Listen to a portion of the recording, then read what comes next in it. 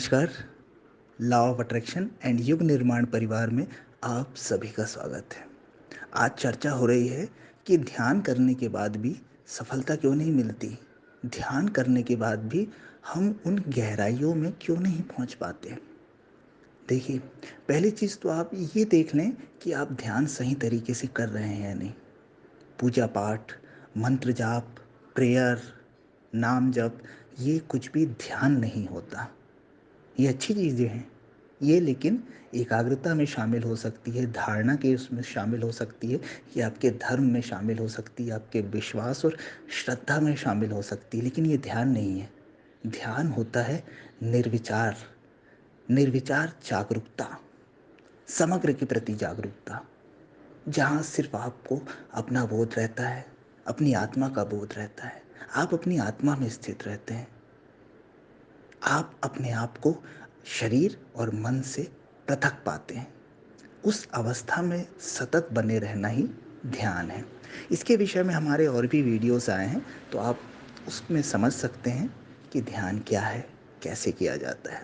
आज बात हो रही है कि ध्यान में गहराई क्यों नहीं आती है। देखिए, आपने ध्यान किया, आधा घंटा, 1 घंटा, 45 मिनट आपने ध्यान किया, बहुत अच्छी बात है। आपको कुछ घंटों के लिए, कुछ मिनटों के लिए, थोड़ी देर के लिए असीम शांति मिलेगी, आनंद मिलेगा, लेकिन वो फिर डिमोलिश हो जाता है, फिर आप वापस वैसे ही हो जाते हैं। इसका कारण होता है कि आप बाकी के जो 23 घंटे हैं ध्यान करने के अलावा, वहाँ पर आप ध्यान को पकने के लिए, परिपक्व होने के लिए माहौल नहीं देते। माहौल का मतलब आप अपनी क्रियाओं में जागे हुए नहीं रहते, आप होशपूर्ण कार्य नहीं कर रहे होते, आप फिर वैसे ही बेहोशी वाला जीवन, मशीनी जीवन जीना शुरू कर देते हैं। इसलिए ध्यान के फायदे नहीं मिल पाते। आपको करना चाहिए कि आपने ध्यान किया, बहुत अच्छी बात है, जितनी देर आपसे हुआ आपने ध्यान किया। उसके बाद आप अपनी क्रियाओं के प्रति भी जागें, क्रियाओं को भी होश में करें। खाना पीना, चलना, नहाना, इन सब क्रियाओं में भी जागें, इन सब क्रियाओं में भी होश से भरें। और अगर आप ऐसा करेंगे तो आप निश्चित रूप से, जैसे ही आप ध्यान प्रारंभ करेंगे, आप गहराई में जाने लगेंगे।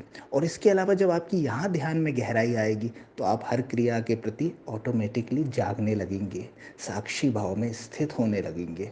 दोनों क्रियाएं एक दूसरे की पूरक हैं। बंद आँखों से ध्यान और खुली आँखों से साक्षी और होश का प्रयोग, ये दोनों अगर आपके जीवन में चल रहा है तो निश्चित मानिए कि आपके ध्यान में गति होगी और आप ध्यान की ऊंचाइयों पर पहुंचेंगे।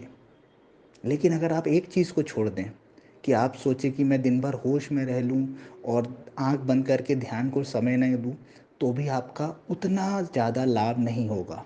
और आप सोचें कि सिर्फ आप 1 घंटा बैठ गए और 23 घंटा बेहोशी में चले, तो भी आपको ध्यान के पूरे पूरे लाभ नहीं मिलेंगे। लाभ तो मिलेंगे, लेकिन जो अपेक्षित है वो नहीं मिल पाएंगे।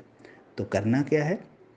1 घंटा ध्यान करें, आधा घंटा ध्यान करें, लेकिन बाकी चीज़ों में भी जितना हो सके होश और साक्षी को संभालने का प्रयास करें।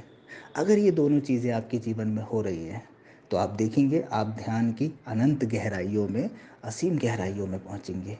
और गहरे ध्यान में क्या लाभ होते हैं, इसका हमने वीडियो बना दिया, आप उसे सुन सकते हैं। और वो सभी लाभ आप निश्चित रूप से प्राप्त करेंगे। आप ध्यान की संभावनाएं लेकर ही पैदा हुए हैं। वो तो अपने आप को मन और शरीर समझ के हम भटक गए हैं, हम तनाव में हैं, चिंता में हैं। लेकिन जब हम ध्यान के माध्यम से अपनी आत्मा में स्थित होने लगते हैं तो हमें ध्यान के अनंत लाभ मिलने लगते हैं। तो शुरू करें और लाभ देखें। Thank you.